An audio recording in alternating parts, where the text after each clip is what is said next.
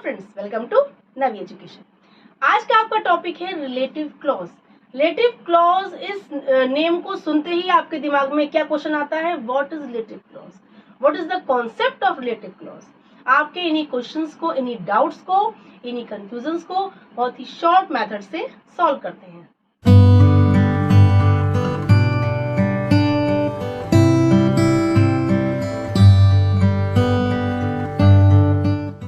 Relative clause क्या होती है?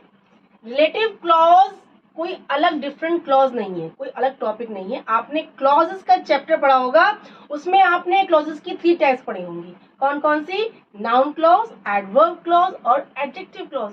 उनमें से ही एक यानी एडजेक्टिव क्लॉज ही रिलेटिव क्लॉज है। इट मींस रिलेटिव क्लॉज को एडजेक्टिव क्लॉज भी कहते हैं। ये कोई आपकी डिफरेंट क्लॉज नहीं है, वही क्लॉज है, बस इसका नाम डिफरेंट है। ठीक है, एडजेक्टिव क्लॉज यानी कि relative clause. Okay, second subordinate clause. ये सबऑर्डिनेट क्लॉज है यानी आश्रित क्लॉज है, यानी डिपेंडेंट क्लॉज है। ये प्रिंसिपल क्लॉज पर, मेन क्लॉज पर डिपेंड होती है, यानी ये सबऑर्डिनेट क्लॉज है। Okay, third acts as an adjective to a noun. ये सेंटेंस में नाउन के एडजेक्टिव का काम करती है, यानी सेंटेंस में जो नाउन दिया है उसके बारे में एक्सप्लेन करती है। ठीक है, फोर्थ है डिस्क्राइब्स इट्स एंटीसीडेंट। वही मीनिंग हुआ, सेंटेंस में जो नाउन दिया है पहले, उसको आगे आके उसको डिस्क्राइब करती है, उसके बारे में कुछ इंफॉर्मेशन देती है। इसलिए जो पहले नाउन आया है उसे हम कहते हैं एंटीसीडेंट। ठीक है, आपने एंटीसीडेंट की प्रीवियस वीडियो जरूर देखी होगी। एंटीसीडेंट क्या होता है? यानी ये जो आपके रिलेटिव क्लॉज शुरू हुई है, वो जिसको डिस्क्राइब कर रहा है, जिस नाउन को डिस्क्राइब कर रहा है, वो नाउन कहलाता है एंटीसीडेंट। ठीक है, पहले आया हुआ नाउन जिसको कि रिलेटिव क्लॉज डिस्क्राइब कर रही है, बता रही है। ठीक है, बिगिंस विद रिलेटिव प्रोनाउंस। और ये रिलेटिव क्लॉज हमेशा स्टार्ट किससे होती है? रिलेटिव प्रोनाउन से। किससे होती है? रिलेटिव प्रोनाउन से ही हमेशा स्टार्ट होगी। ठीक है, नाउन को डिस्क्राइब करते हुए वो रिलेटिव प्रोनाउन से ही वो क्लॉज शुरू होती है। अब ये प्रोनाउंस कौन से होते हैं? रिलेटिव प्रोनाउंस कौन से होते हैं? जो सेंटेंस में रिलेशन बनाते हैं। नाउन का सेंटेंस के दूसरे पार्ट से क्या बना रहे हैं? रिलेशन बना रहे हैं, इसलिए उनका नाम पड़ गया है रिलेटिव प्रोनाउन।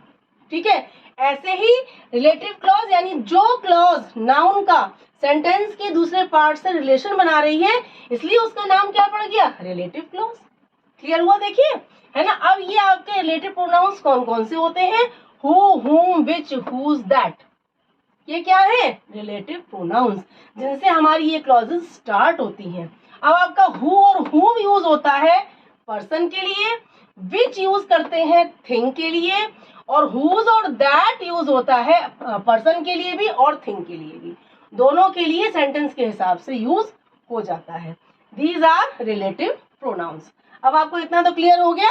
अब इन सेंटेंसेस से इन सारे रूल्स को, इन सारे कॉन्सेप्ट्स को क्लियर करते हैं। फर्स्ट सेंटेंस है my mother is the chef who taught me how to cook. अब इस सेंटेंस में देखिए 2 क्लॉजेस दिख रही हैं। My mother is the chef, ये एक क्लॉज है। Who taught me how to cook, ये आपकी नेक्स्ट क्लॉज है।